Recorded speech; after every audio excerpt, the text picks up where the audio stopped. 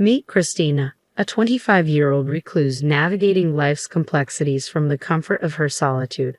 While she isn't exactly unemployed nor enrolled in any educational pursuits, her family might beg to differ, especially her brother. How did she end up this way, you ask?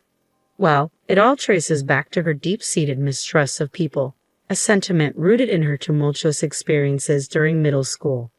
Though she labels it as mistrust, the underlying reasons are manifold, primarily stemming from feeling overlooked. The cause? It seems to revolve around her singular passion for machines. Christina's fascination with computers and her knack for all things mechanical made her indispensable around the house. However, this reverence was short-lived, overshadowed by her declining grades and her increasing isolation from peers, all consumed by her digital pursuits. Concern soon morphed into admonishment from her parents. When will you outgrow this obsession with machines? Navigating through the turbulent waters of middle school, under the constant barrage of parental scolding, I found myself questioning the validity of my passions. Slowly, the notion crept in that perhaps I shouldn't be pursuing what truly interested me. In response, I sought solace within the confines of my room during school breaks, effectively severing ties with the outside world to avoid my parents' scrutiny.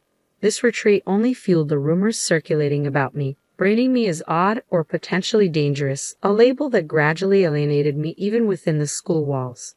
In the midst of this isolation, my brother Keith emerged as my unwavering ally. With a talent for sweet-talking and a keen ability to ignite my motivation, he became my beacon of support. Thanks to Keith's encouragement, I managed to navigate through compulsory education, albeit without proceeding to high school. Instead, I opted to immerse myself in remote computer-based jobs from the comfort of home. Fresh out of middle school at 16, I dove headfirst into part-time work, channeling every penny earned into a passion that consumed me. Salvaging old computers, dismantling them with meticulous care, and reconstructing them from the ground up. What began as a simple hobby burgeoned into a profitable venture by the time I hit 20. Armed with the skills to craft computers from scratch, I ventured into the market, offering affordable machines to eager buyers.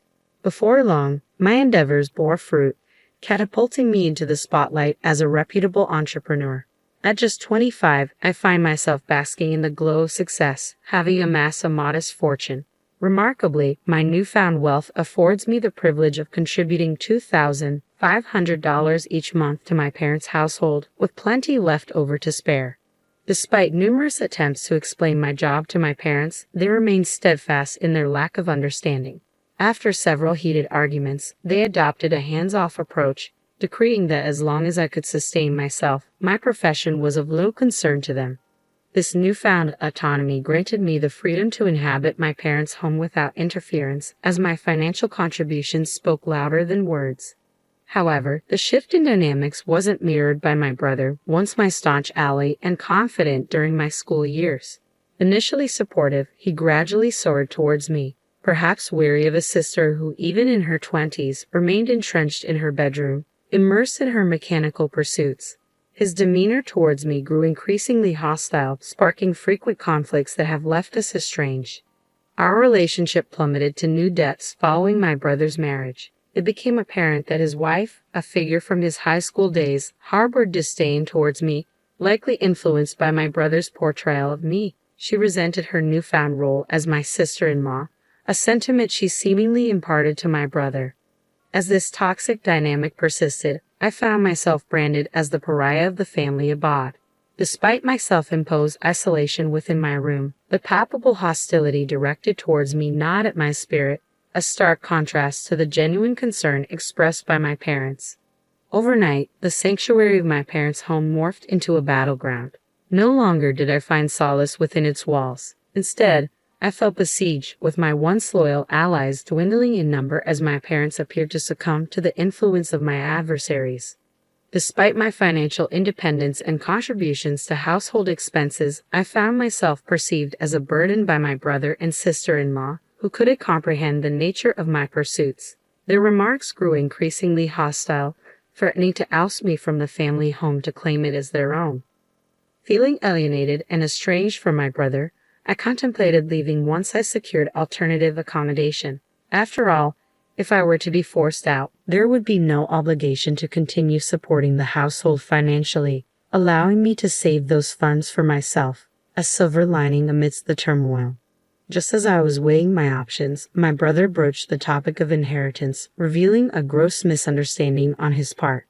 Despite being unemployed and secluded in my room, I lived comfortably thanks to our parents' financial support. When discussions arose about my departure, I was met with a shocking ultimatum: relinquish my claim to inheritance as my brother and sister-in-law aimed to secure the family assets for themselves. Little did they realize, the very funds I provided sustained our parents' carefree lifestyle at home. However, in my brother's eyes, I was not but a burden confined to my quarters. Contemplating my next move, I decided to seek clarity one last time, driven by a sense of compassion. "Are you truly content with me leaving?" I inquired. My brother's derisive laughter was all the confirmation I needed. "We'd be thrilled if you could just vacate already," he sneered. It dawned on me once more how profoundly he misunderstood the situation. With a mixture of pity for his ignorance and determination to forge my own path, I resolved to depart from our family abode. Several days had passed since my brother's demand for my departure, yet I remained sequestered within the confines of my room. Despite my brother and sister-in-law's relentless efforts to evict me, their tactics only fueled my determination to resist. Their incessant knocks on my door, cessation of meal provisions from our mother, and demands for self-sufficiency in chores like laundry, all were mere inconveniences I could easily adapt to if I were to live independently. I refused to passively accept my impending displacement. Rather, I viewed it as an injustice demanding retribution. With my proficiency in machinery, a plan began to take shape in my mind. My brother had underestimated the power of my technological prowess, forgetting the significance of unrestricted access to a computer. I was not one to quietly acquiesce to his demands. I intended to exact revenge in a calculated manner. Aware that my brother's marriage, coupled with my reclusive nature, represented my parents' only hope for a grandchild, I exploited their blind approval of my eviction. Setting a trap that would activate upon my departure from the household became my clandestine mission, a retaliation that would commence the moment I stepped foot outside the door. After securing a new residence and completing the requisite arrangements, the time had come for me to bid farewell to my family home. Prior to my departure, I left a parting note for my parents and brother, a poignant reminder of my contributions to our household. I've long been a provider for this family, yet it seems my efforts have been conveniently forgotten. I trust you'll come to recognize the true detriment to our family's prosperity. Though momentarily taken aback by my words, my parents quickly reverted to their belief that my brother would somehow persevere. Dismissing my message as mere bitterness, all three of them brushed off my concerns with little consideration. It was evident that my words had failed to penetrate their complacency.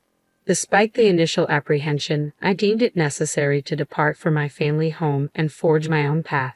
Carrying with me a trove of equipment from my former abode and supplementing it with additional essentials, I meticulously curated my new living space to reflect my tastes and preferences. With each furnishing and decor choice, I cultivated an environment of unparalleled comfort.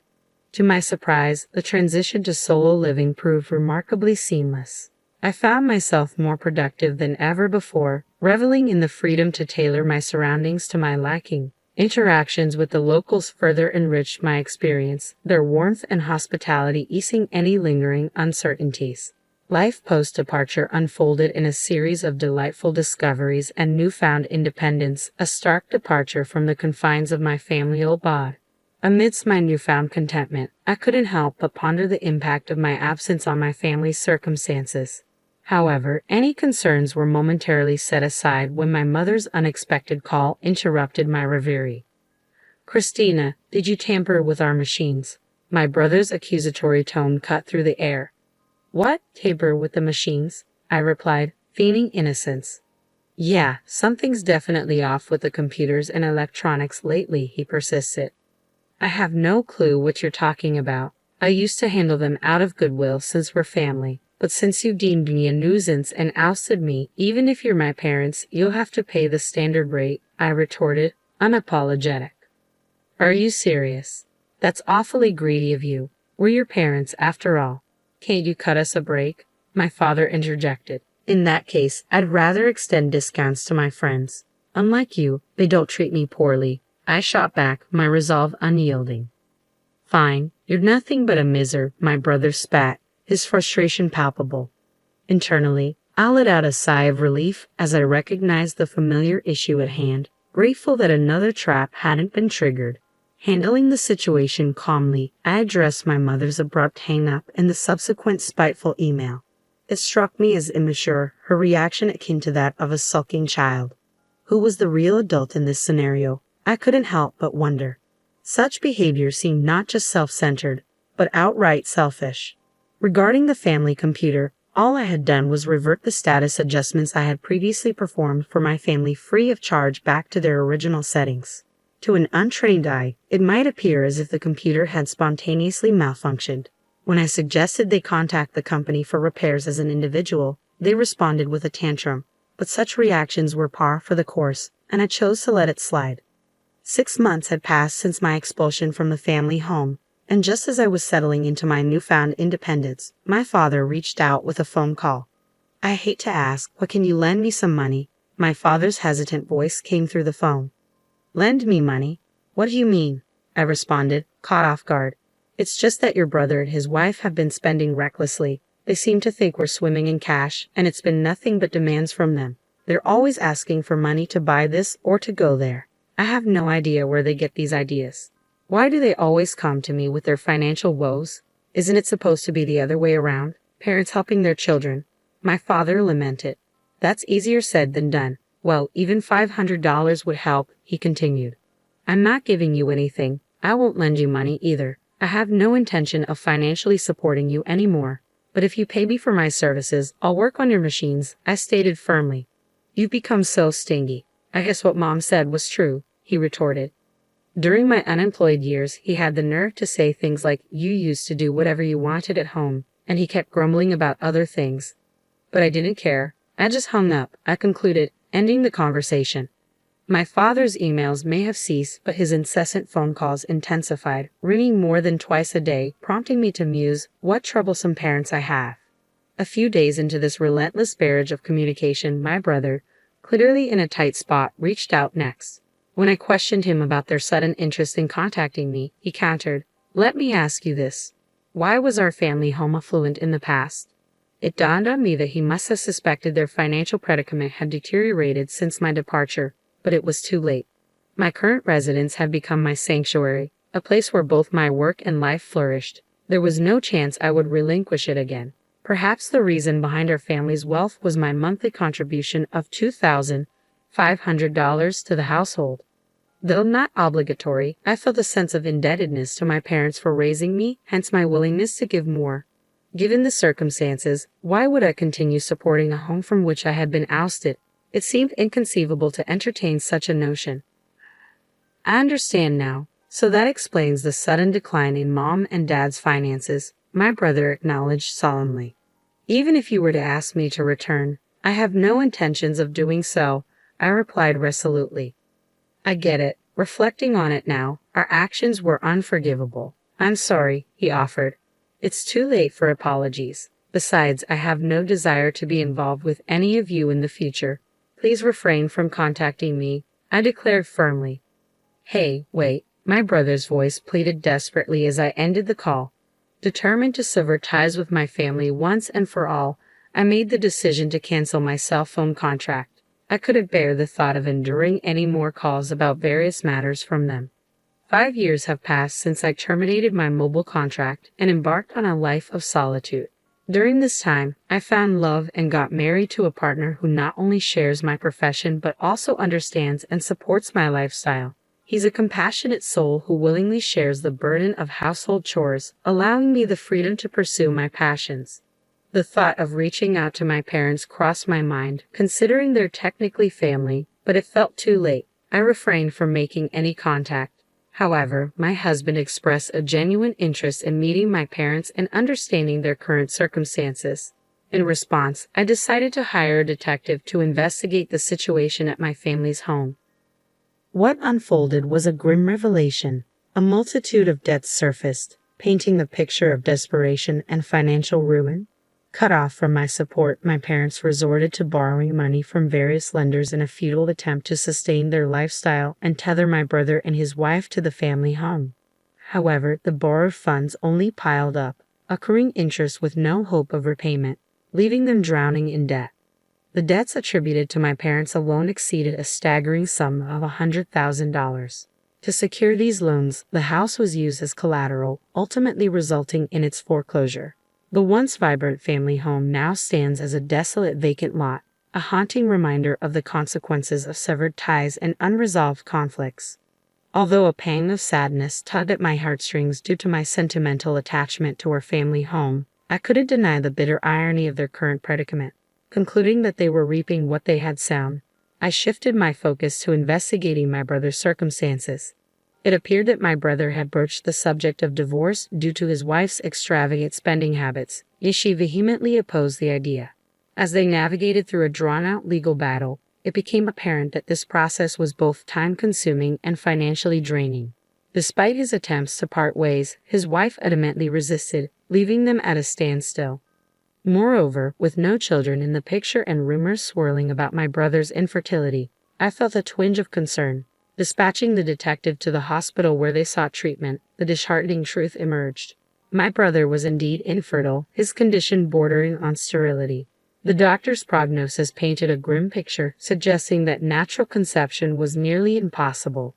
The hope my parents harbored for a grandchild from my brother and his wife, coupled with their decision to evict me when that expectation wasn't met, ended in disappointment and dissolution.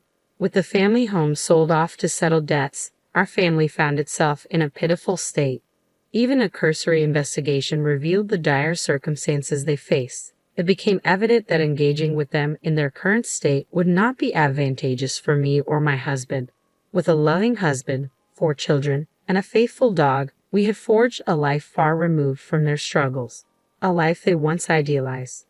Knowing that they would likely try to exploit our situation if they were aware of it, I took preemptive measures. I visited the local office to ensure that my information could only be accessed there. I resolved to keep my distance from them and asked my husband to refrain from any gestures of greeting towards our marriage. Though initially disappointed, he understood the gravity of the situation once I explained it, and he hasn't raised the issue since. As the turmoil at my family home begins to settle and the prospect of reconciliation looms on the horizon, I hold on to hope that I can mend the rift with my parents and brother.